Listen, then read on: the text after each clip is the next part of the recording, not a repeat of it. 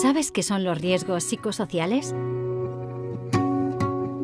Empleamos el término psicosocial para referirnos a la interacción entre un individuo y su entorno.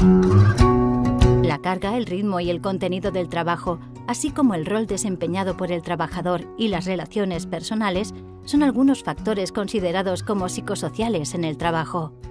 Es imprescindible identificar y evaluar los riesgos psicosociales en tu empresa. ¿En qué consiste la evaluación psicosocial? Analizar resultados de datos.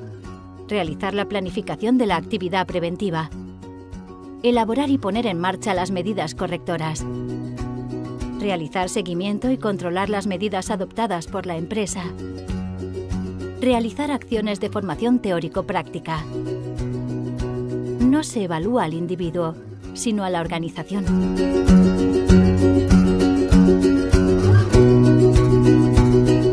¿Qué beneficios aportará a tu empresa una evaluación psicosocial? Mejorará el ambiente laboral y la productividad, y se reducirá el absentismo laboral.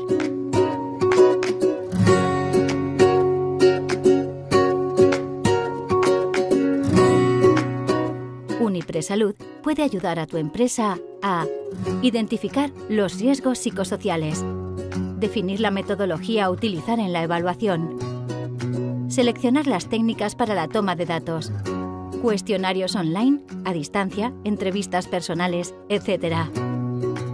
Motivar la participación de los trabajadores. Elaborar el documento de la evaluación psicosocial. Realizar campañas de formación y sensibilización al personal del centro. Gestión del tiempo, automotivación, gestión del estrés, etc.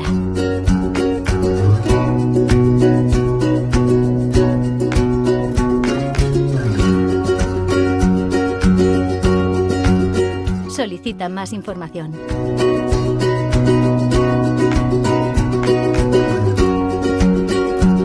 Llámanos al 902 505 508 o entra en www.unipresalud.com.